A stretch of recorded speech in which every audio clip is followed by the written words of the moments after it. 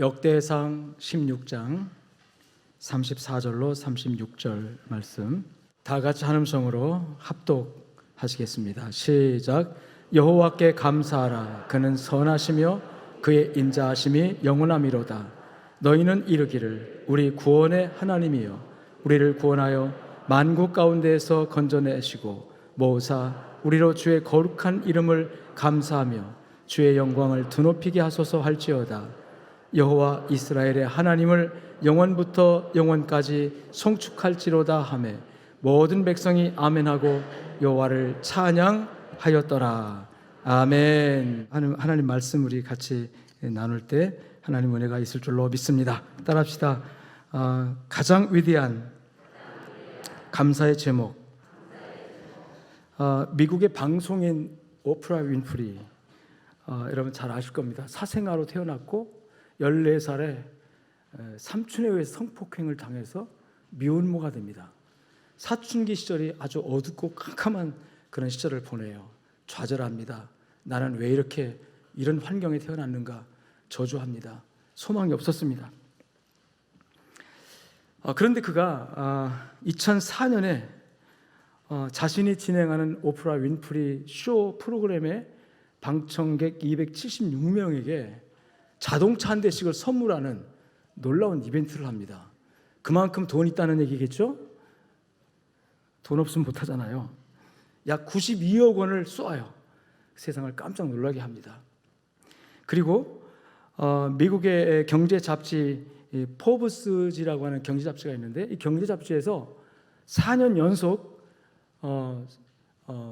그 영향력 있는 인물, 세계에서 가장 영향력 있는 인물 이렇게 선정할 때 5손가락에 드는 인물로 이 오프라 윈프리를 4년 연속 선정을 합니다. 그만큼 그의 청소년기에 어둡고 암울하고 절망적인 상황을 딛고 일어서서 그만큼 성공했고 그만큼 또 명예를 얻었고 또 그만큼 자기에 있는 것을 나눌 줄 아는 그런 성공한 사람, 승리한 사람으로 세워진 줄로 믿습니다. 어떻게 이렇게 그 청소년기에 보통 정상적인 삶을 살지 못하고 사생아로 태어나서 그리고 14살에 성폭행 당해서 미혼모가 되고 자기 삶을 저주하며 살았던 그가 어떻게 그렇게 위대한 삶을 만들어내는 사람이 될 수 있을까? 나중에 그가 간증할 때 한 얘기가 내가 이렇게 된 것은 감사하기 시작하기부터다. 감사 일기를 쓰기 시작한 때부터 내 삶이 변했다. 이런 간증을 했습니다. 이 감사할 수 없는 상황에서 매일같이 감사의 조건을 찾아내서 하나님께 감사를 드렸다는 거죠. 그래서 그는 감사일기를 썼다고 합니다. 매일같이 도대체 감사할 수 없는 상황에서 어떻게 감사할 수 있을까라고 감사할 수 있는 조건들을 찾아서 일기장에다가 적으면서 하나 적고 둘째 적으면서 그의 생각이 바뀌고 삶이 변화되어서 감사하는 사람이 되었습니다. 여러분, 이 감사는 감사할 수 있는 조건을 찾는 시간부터 감사가 열려질 수 있을 줄로 믿습니다. 감사의 조건을 찾는 것은 내 마음의 자세예요. 그래서 감사할 조건에서 감사가 되는 것이 아니라 따라합시다. 마음의 해석에서. 아멘. 해석이 중요하다는 거잖아요. 해석이. 길 가다가 넘어졌어요. 무릎이 깨졌어요. 오늘 재수 되게 없네. 기분 나쁜 날이네. 불평이 쏟아나오기 전에 감사할 수 있는 무엇일까 생각을 해보면 무릎만 깨지고 머리 안 다친 거 감사한 일이구나. 여러분 얼마든지 감사할 수가 있습니다. 우리가 흔히 땡큐 감사합니다 합니다. 영어로 땡큐란 말, 땡크란 말에 THANK거든요. 근데 여기서 A자를 I자로 바꾸면 띵크가 됩니다. 띵크는 뭐냐면 생각이란 뜻이에요. 그래서 감사는 생각을 해야 감사가 되는 거예요. 진짜 좋은 일이 있을 땐 생각하지 않아도 기뻐요. 감사가 돼요. 그냥 감사합니다. 나옵니다. 근데 성경은 이렇게 말하잖아요. 따라합시다. 범사에 감사하라. 이 범사라는 말은 좋은 일, 나쁜 일 다 포함하는 얘기예요. 그러면 좋은 일에는 당연히 감사가 나오지만 나쁜 일에는 감사할 일이 없어요. 왜 감사가 나옵니까? 여기서 불평이 나와야지. 그런데도 생각을 한번 해보면 감사로 바뀌어서 나오게 됩니다. 그래서 생각을 해서 감사의 조건을 찾으라는 거예요. 다시 말하면 따라합시다. 감사의 기준을 낮춰라. 감사의 기준을 낮추라는 거예요. 오늘 우리가 이 본문을 성경을 읽었는데 성경 말씀에 여호와께 감사하라. 오늘 34절이죠. 감사하라. 그는 선하시며 그의 인자하심이 영원함이로다.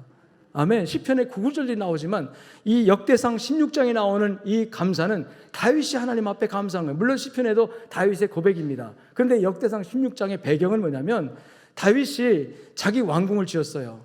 자기 왕궁을 지은 다음에 그 왕궁이 아무리 호화롭고 넓고 거기서 자기가 편안한 삶을 살아도 뭔가 허전한 거예요. 뭐가 왜 이렇게 허전하지? 왜 허전하지? 하고 보니까 하나님의 법궤가 왕궁에 없는 거예요. 그래서 하나님의 법궤를, 저 산지에 있는 법궤를 왕궁으로 모셔왔습니다. 왕궁에 갖다 모셔놓고 이제는 하나님이 따라합시다. 나와 함께 하시는구나. 왜냐하면 이스라엘 백성들은 우리는 지금 성령께서 내 안에 계셔서 하나님 나와 함께 한다고 말하지만 그 당시는 성령이 임재하는 때가 아니에요. 성령이 어떤 사역을 하고 떠나가시는 때예요. 성령은 그래서 내 안에 내주하지 않는 때입니다. 그 당시에는. 그런데 지금은 성령께서 오셔서 여러분 안에 내주, 내 안에 거주하십니다. 근데 구약시대는 그렇지 않았어요. 구약시대는 성령님이 어디 계시냐? 성전에 계신다. 법궤에 계신다. 이게요. 그래서 하나님을 만나러 간다는 것은 성전에 가는 거예요. 성전 앞에 가서 하나님께 예배 드리는 거예요. 하나님께 예배하는 것은 성전에 가는 거예요. 그래서 구약시대의 예배는 성전에 가야 되는데 성전의 핵심은 바로 하나님의 언약, 즉 이 법궤 안에 이 십계명판이 들었잖아요. 언약이 있는 법궤가 바로 하나님의 왕좌, 하나님의 보좌라고 생각을 했어요.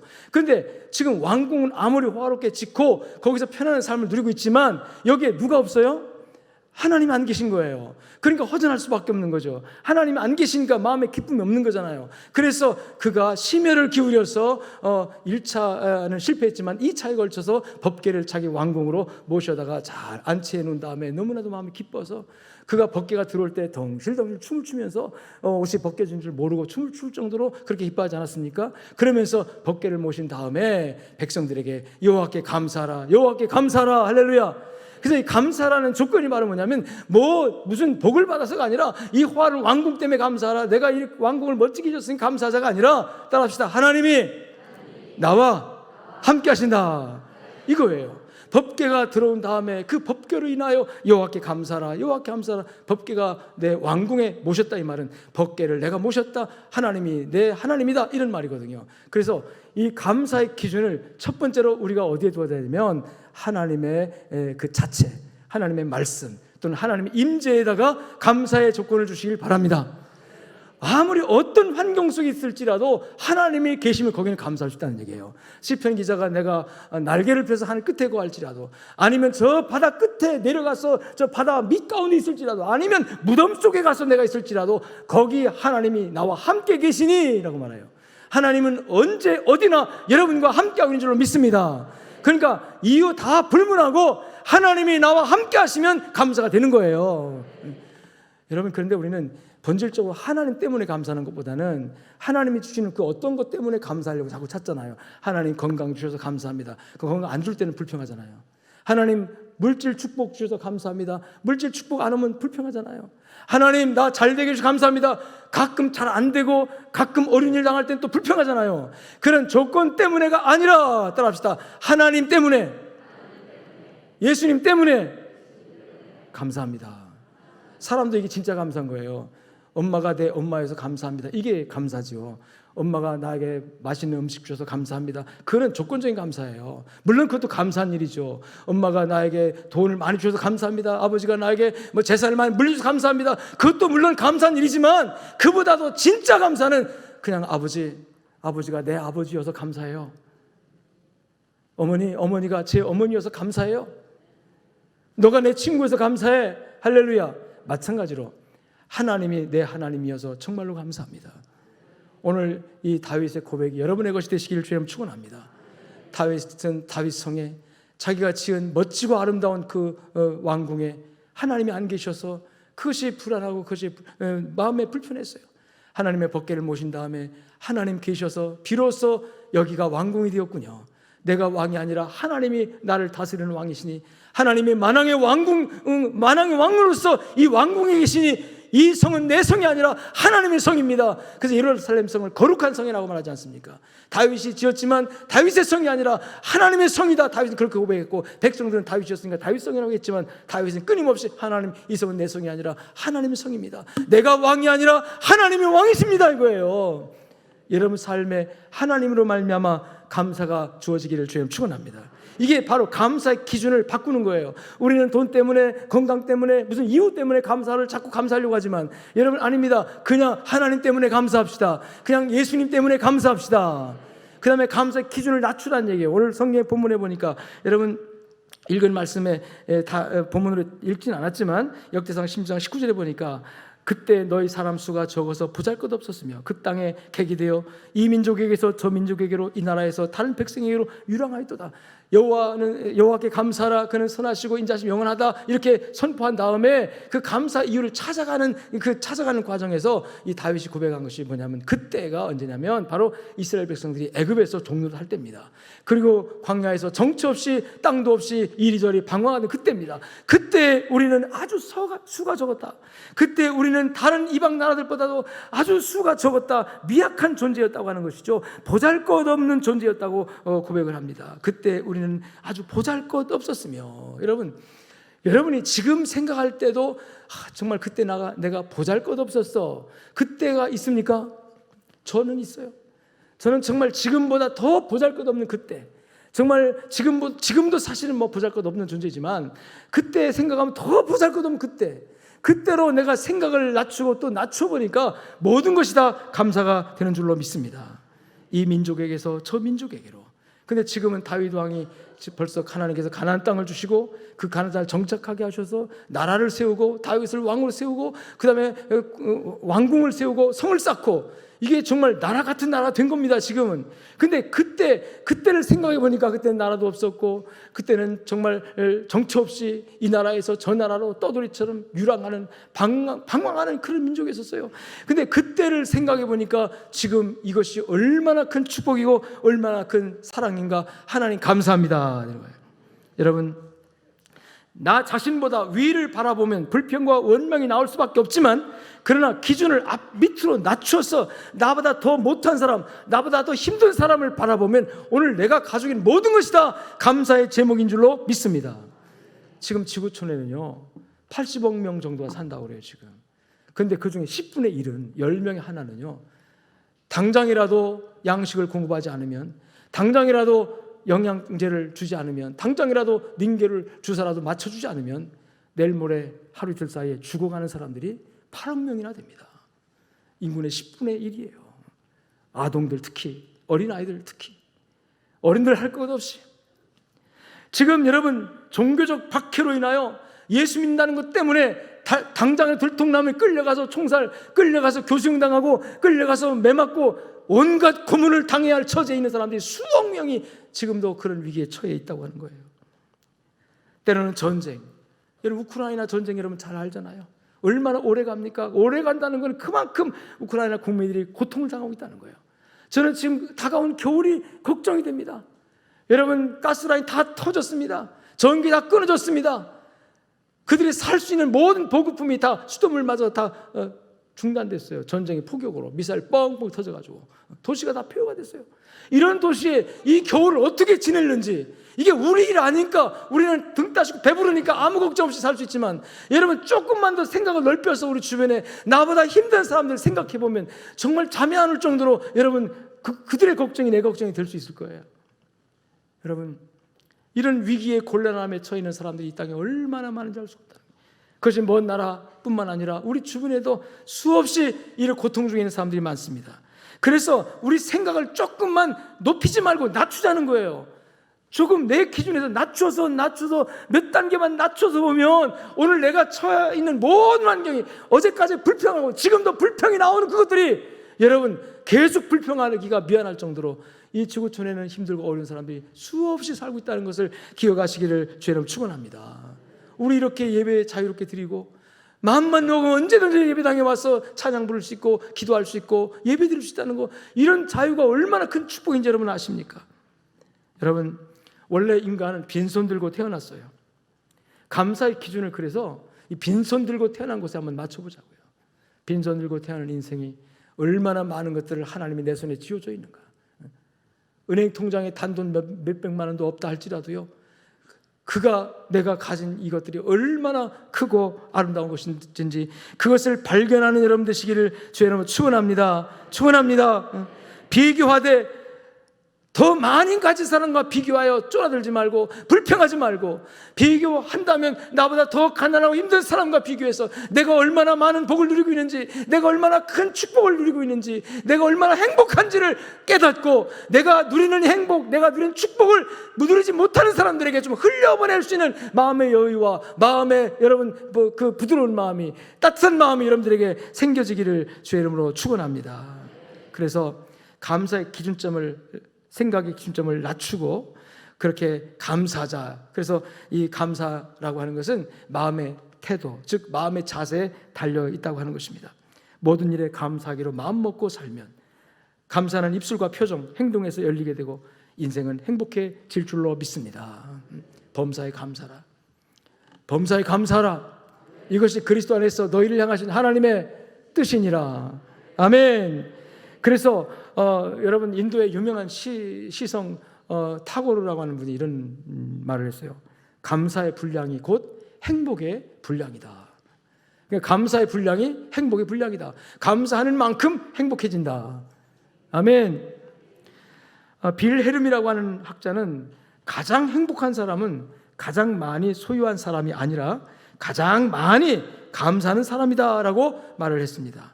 그래서 하나님께서 범사에 감사하라라고 우리에게 말씀하고 계신 줄로 믿습니다.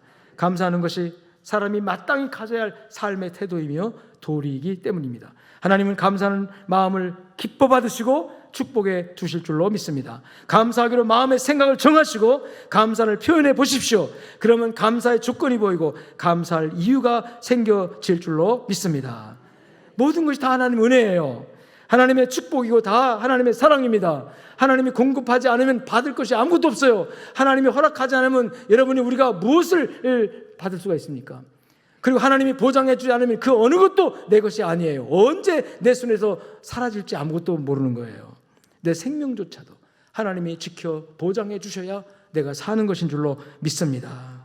그래서 우리가 감사할 제목을, 기준점을 낮추고 생각을 동원해서 조건을 찾아보면 어마어마하게 감사할 일들이 많아요. 그래서 여러분, 그 어두운 시기, 그 좌절의 절망의 시기를 불평과 원망으로 지내다가 어느 날 예수 믿고 감사의 눈을 떠서 오프라 윈프리가 그래 맞아, 이 내 상황 속에서도 감사할 제목이 있겠지, 뭘 감사할까? 감사의 제목을 찾아서 일기에 적고 또 적다가 보니 여러분 감사의 사람이 되고 감사한 그대로 열매 맺어서 세계에 영향력 있는 5번째 가는 그 사람 인물의 4년이나 연속적으로 여러분 선정될 정도로 축복받는 사람이 된 줄로 믿습니다. 여러분, 그래서 감사의 제목을 늘 찾으라는 거죠. 그런데 정말로 우리가 본질적으로 하나님께 감사해야 할, 그래서 오늘 설교 제목을 가장 위대하고 멋진 감사의 제목, 따라합시다. 가장 위대한 감사의 제목. 아멘. 그것이 무엇일까요? 가장 위대한 감사의 제목, 가장 위대한, 여러 가지 감사할 일이 참 많겠지만 그 위대한 감사의 제목이 무엇일까요? 결론부터 말하면 따라합시다. 내가 용서받은 거다. 내가 구원받은 거다. 별로 마음에 감동이 와닿지 않죠? 아니 뭐 구원, 맨날 말하는 구원, 맨날 뭐 아주 못이 박힌 구원의 얘기, 그게 뭐 그렇게 감사한 일이라고 생각할지 모르지만요, 이 감사의 이 제목 중에서 가장 본질적이고 그 세상 그 어떤 감사의 제목보다도 가장 위대한 감사의 제목이 있다면 죄인으로 멸망받아 죽어 지옥 갈 내가 용서받아 하나님의 자녀 되고 천국 가게 되었다는 이 엄청난 사건인 줄로 믿으시기를 축복합니다. 1847년까지는요 맹장이 터져가지고 복막경 되면 사람들이 십자가 뒤에다 사지를 묶어놓고 장정들이 그 배에 올라타가지고 꼼짝 못하게 입에다 재갈을 물려놓고 배를 갈랐어요. 그리고 맹장이 터져 복막염 된 창자를 끄집어내고 세척에 다 집어넣고 꿰매고, 이게 1847년까지 그렇게 했습니다. 그런데 1847년 이후로 그렇게 하지 않아도 되는 사건이 일어납니다. 그게 뭐냐면 영국 에딘버러 대학의 유명한 의학 교수였던 제임스 심프슨이라는 분이 도대체 이 고통, 이 사람이 여러분 배를 갈라서 이거 얼마나 고통스러워. 여러분 여기 조금만 다쳐도 얼마나 아픕니까? 근데 병원에 가면 수술할 때 어떻게 합니까? 이 마취제라는 이 주사를 딱 놓고 나면 그렇게 안 아파요. 이빨을 뽑아도 안 아파요. 생이빨을 뽑아도 안 아프다니까요. 안 믿어지는가요? 클로로포름이라는 이 액체가 신경을 마비시켜서 고통을 차단한다는 것을 발견을 한 거예요. 아, 이거다. 이것을, 이 물질을 의학적으로 이용하면 되겠다 그래가지고 마취제가 발명이 된 겁니다. 그래서 이분은, 이 심프슨 교수님은 일약 유명한 학자가 되고, 그 다음에 이 마취제 발명으로 말미암아 의학이 엄청나게 발달합니다. 해부학이 발달해요. 이제 쉽게 해부하고 의학이 엄청 이 수술이 발달해가지고 이제 많은 사람들이 병에서 고침을 받는 그런 전환기가 되어집니다. 돈도 많이 벌고 이름도 유명해졌을 어느 날 어떤 기자가 심프슨 교수님에게 이렇게 물어요. 선생님, 교수님, 선생님이 발명한 것 중에서, 발견한 것 중에서 가장 으뜸가는 그 발명품이 발견한 것이 무슨 일입니까? 라고 이렇게 물어요. 물론 어떤 대답을 듣고자 했느냐면, 제가 발명한 것은 이 마취제입니다. 이것이 나의 인생의 가장 위대한 업적입니다. 이런 대답을 듣고 싶어서 질문한 거죠. 그러나 그는 그 대답을 하지 않았습니다. 이렇게 대답을 해요. 내가 발견한 것 중에서 제일 가는 것은 내가 죄인이라는 사실입니다. 내가 죄인이라는 사실을 발견한 것, 내가 죄인이라는 사실을 깨닫는 것, 이것이 나의 제일 가는 발견이라는 거예요. 그리고 그 죄 때문에 영원히 멸망받아 지옥 갈 수밖에 없는 내가 하나님의 은혜로 구원받을 수 있는 길이 열렸는데, 그 길이 바로 예수 그리스도라는 거, 이것을 내가 발견한 겁니다. 이것이 나의 인생의 가장 큰 위대한 발견입니다.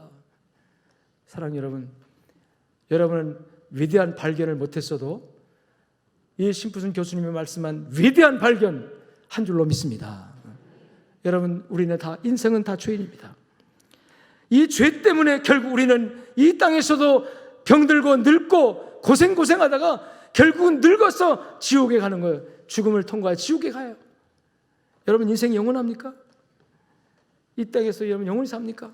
어느 순간 죽음이 나에게 찾아오고 그 죽음이 문이 열리고 내가 죽음에 빨려 들어가서 죽음 앞에 딱 섰을 때 나도 모르는 어디론가 캄캄하고 어둡고 어디론가 내가 빨려 들어가서, 여러분 흡입 받으시 막 빨려 들어가서 떨어진다면, 떨어지고 보니까 거기가 정말로 무서운 지옥이라면 얼마나 두렵겠습니까? 성경은 지옥에 대한 설명이 참 많습니다. 구구절절히 지옥을 얘기해요. 마태복음 18장 8절에 보니까 만일 내 손이나 내 발이 너를 범죄하거든 찍어버려. 심지어 율법적 찍어버리라. 이거는 그렇다고 해서 찍으라는 얘기가 아닙니다. 찍어버리라. 이건 뭐냐면 율법적으로 이 죄가 그렇게 무서운 거다 얘기예요.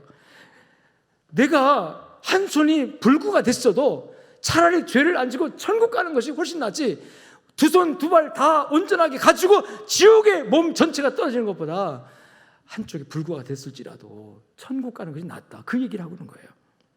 지옥의 존재를 그렇게 설명합니다. 두 손과 두 발을 가지고 영원한 불에 던져지는 것보다 나으니라. 불이라고 설명해요. 또 요한계시록 20장 14절에 보니까 불에 불타는 연못이라고 말합니다. 사망과 음부도 불못에 던져지니 이건 둘째 사망고 불못이, 누구든지 생명책에 기록되지 못한 자는 불못에 던져지리라. 즉 구원받지 못한 자는 다 불못에 던져지리라. 그리고 마태복음 25장 46절에 보니까 영원한 벌을 받는 곳으로 묘사합니다. 영벌, 영원한 벌. 여러분, 벌을 1시간 또는 2시간 내지는 뭐 하루 이틀 받고 끝난다면 이를 악물고 견디면 됩니다. 시간은 흘러가는 거니까. 그런데 이게 끝도 없는 벌이라면, 영원한 벌이라면, 그 벌의 무게가 별로 중하지 않아도 영원히 받는 벌이라면 이게 질리는 거예요. 이게 견딜 수 없는 거예요. 그런데 이 지옥이라는 거는 최악의 형벌로, 무서운 최악의 형벌로 끝도 없이 영원히 내 육체와 영이 함께 불타는 불못에서 고생하는 것이 바로 지옥이라고 성경은 말하고 있어요. 뿐만 아니라 이 지옥을 설명할 때 불로 설명하기도 하지만 구더기와 지렁이가 우글거리는 곳으로 설명하기도 합니다. 마가복음 9장 48절 보니까 거기서는 구더기도 죽지 않고 불도 꺼지지 않느니라. 또 이사야 45장 11절에 보니까 내 영화가 수월에 떨어져, 수월이라는 말은 지옥을 말합니다. 지옥에 떨어져는, 우리가 부귀영화의 땅에 누려도 지옥에 떨어지면, 부귀영화 누릴 때 빛받치고 흥겹게 노래하고, 여러분 오늘날 TV 같은 데 보면 막 유명한 가수들이 와서 막 그 콘서트 하면 수많은 관중이 와서 막 미쳐서 막 찬양이 아니라 막 박수치고 막 그것이, 야, 저곳에 가면 뭐 천국인가, 정말 그 취해가지고 막 그렇게 춤추는 곳 있잖아요. 그런데 그런 그런 즐거움, 그런 영화, 모든 것이 다 여러분 지옥에 다 떨어진단 말이에요. 내 비파 소리까지, 구더기가 내 아래 깔리며 지렁이가 너를 덮였도다. 여기 여러분 여성 성도님들 가운데 바퀴벌레 하나 놓고 그냥 까무러치는 분들 있잖아요. 길 가다가 뱀 나와보세요, 뱀이다 하고 막 꼼짝달싹 못하고 비명 지르는 분들이 있어요. 하다못해 송충이 하나만 봐도, 바퀴벌레 하나만 봐도 까무러치는 분들이 있어요. 근데 성경에 보니까, 여기 보니까 지옥이 어떤 곳이냐, 구더기가 우글대고 지렁이가 우글대고 온갖 징그러운 것들로 가득가득 채워졌어요. 여기 보니까 구더기가 내 아래 깔리며 지렁이가 너를 내 아래는 구더기가 우글대는 거 내가 떨어졌어요. 그 외에는 지렁이가 와 덮어버려요. 그런 곳에서 또 그곳에 꺼지지 않은 유황불이 또 막 지글지글 타오르는 그런 곳에, 그런 곳으로 이 지옥을 생생하게 묘사를 하고 있습니다. 계시록 14장 10절에도 보니까 하나님의 진노의 포도주가 떨어졌어요. 여러분, 하나님께서 유황불로 그것을 진노의 포도주로 부어서 유황불이 붙어가지고 여러분 타게 만드는 그릇이라고 설명을 하고 있습니다. 여러분, 이런 곳이 바로 지옥이라고 말해요. 그런데 이 심푼 교수님은 내가 그런 지옥에 가지 않게 된 거, 이게 바로 나의 위대한 발견이라는 거죠.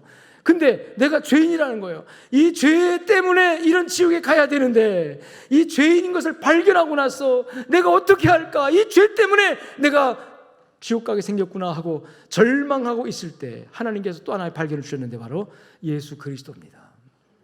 하나님이 세상을 이처럼 사랑하사 독생자를 주셨으니 이는 누구든지 멸망치 않고 영생을 얻게 하려 하심이니라. 하나님이 허락하신 예수 그리스도, 이 불이 끓는 지렁이와 구더기가 우글대는 그 징그러운 곳에 또 엄청난 하나님의 진노의 잔이 쏟아져서 영원히 고통당하는 그곳에 죄인인 내가 가야 되는데, 죄인인 줄 발견했으니까 내가 거기 떨어져야 되잖아요. 내가 죄인인 것을 발견하고 내가 지옥을 정말 두려워하고 있는데 하나님께서 예수 그리스도를 통해서 나를 구원하여 주셨다는 거죠. 여러분, 예수님의 은혜는 우리의 죄값을 대신 지고 십자가에 못 박혀 죽으신 것인 줄로 믿습니다. 하나님이 세상을 이처럼 사랑하사, 하나님이 세상을 사랑해서 지옥에 갈 우리 인생을 사랑해서 여러분 예수 그리스도를 땅에 보내셨고, 그로 말미암아 누구든지라는 것은 예수 안 믿는 사람까지 포함하는 게 아닙니다. 누구든지 예수를 믿으면 이런 뜻이에요. 믿는 자는 그로 말미암아 영생을 얻게 하려 하심이라. 또 마가복음 16장 16절에 보니까 믿고 세례를 받는 사람은 구원을 얻을 것이요 믿지 않은 사람은 정죄를 받으리라. 여러분, 믿고 세례 받는 사람은 구원받습니다. 믿지 않는 사람은 정죄받습니다. 그래서 여러분, 우리는 모두가 다 죄인인데 죄 때문에 지옥 가는 거예요. 그런데 죄인임에도 불구하고 지옥 가지 않는 죄인들이 있어요.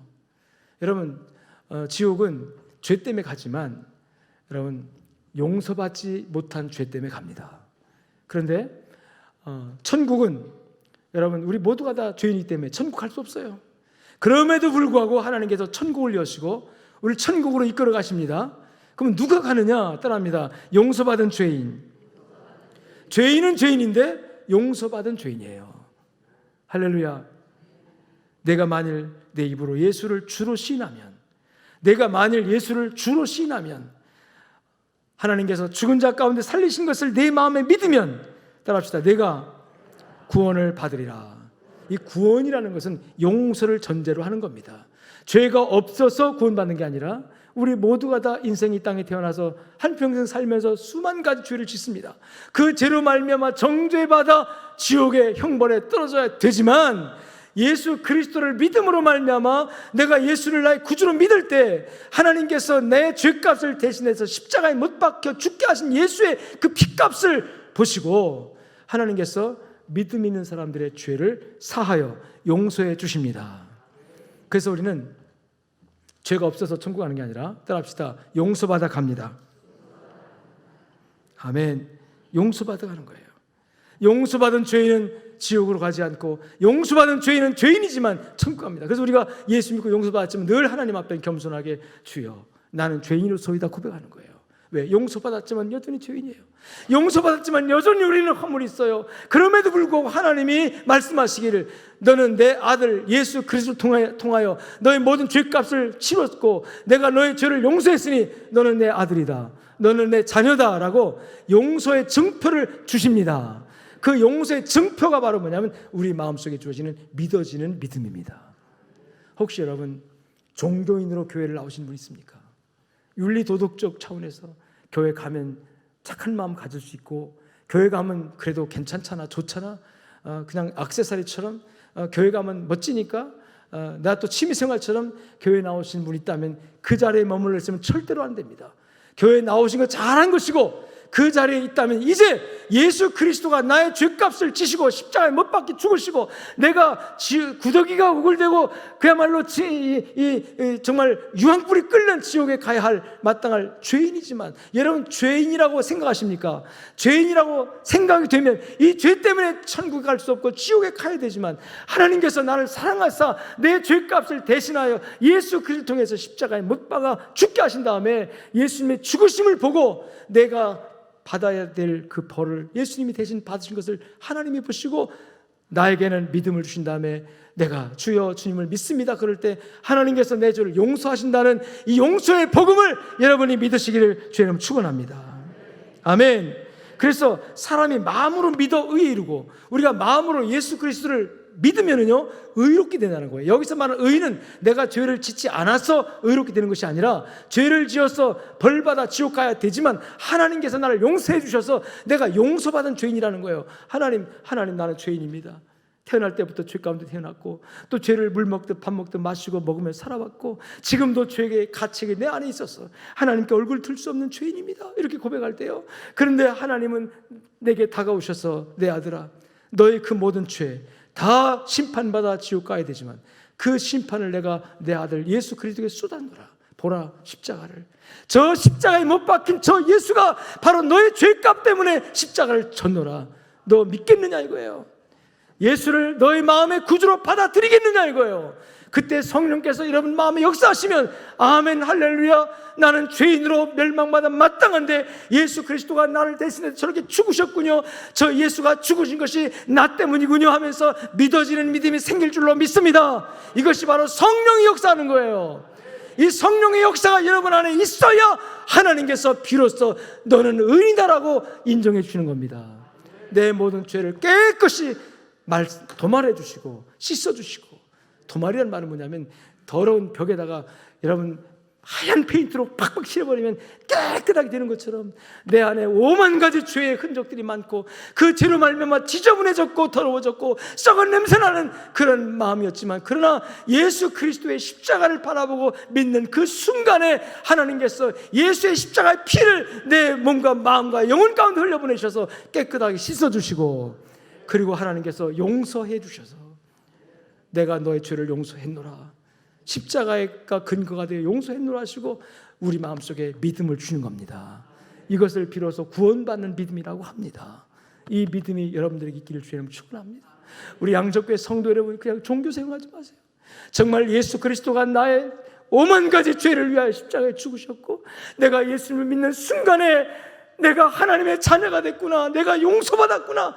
지금까지 나를 괴롭히던 온갖 죄의 가책, 양심의 가책들 나를 위축시키고 나를 괴롭게 하고 내 앞길을 막고 온갖 저주의 근거가 되었던 모든 죄악의 저주가 예수의 십자가를 통해서 끊어졌구나. 나는 해방됐구나. 이 구원의 확신이 여러분에게 주어지기를 축원합니다.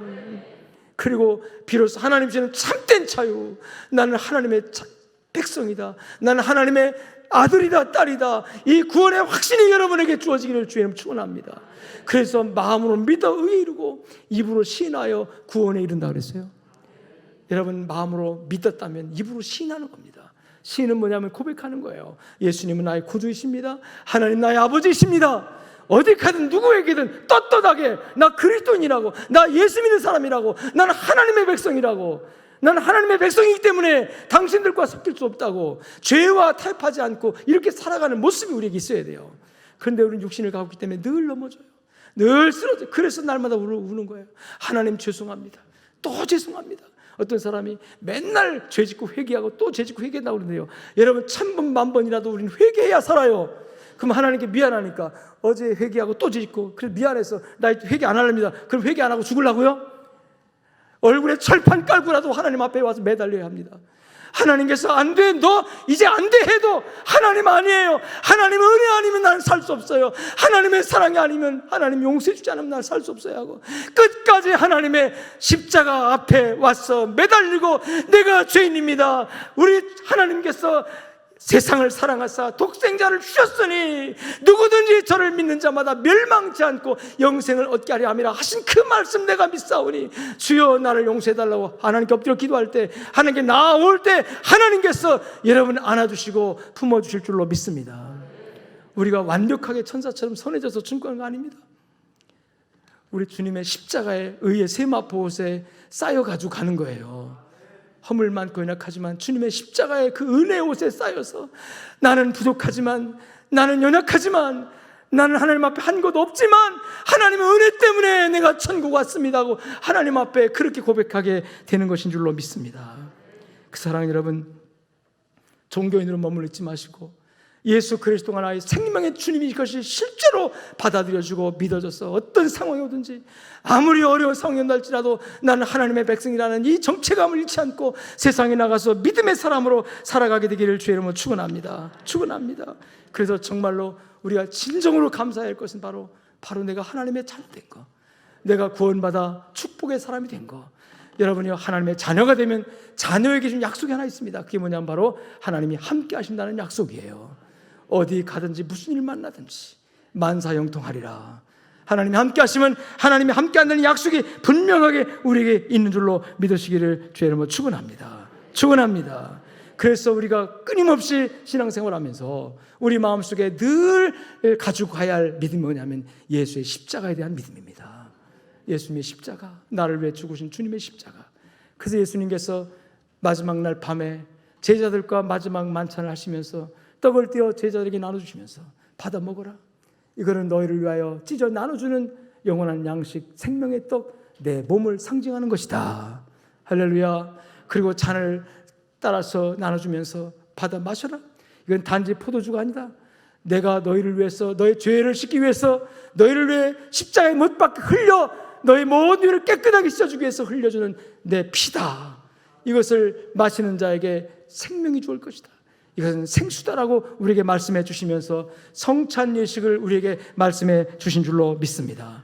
그래서 구원받고 성령 받은 성도들은 신앙생활하면서 매번 예배 때마다 이 성찬 예식을 하는 게 좋아요. 근데 너무나도 우리는 타락한 존재라 계속 반복하면 이게 형식화되어지니까 여러분 그렇게 형식적으로 하게 될까봐 그저 1년에 한두 번씩 이렇게 하면서 이 성찬 예식을 정말로 진정으로 생각하면서 우리가 구원받음에 감사하는 예식이 된 줄로 믿으시기를 축원합니다. 여러분 장난삼아 받으면 안 됩니다.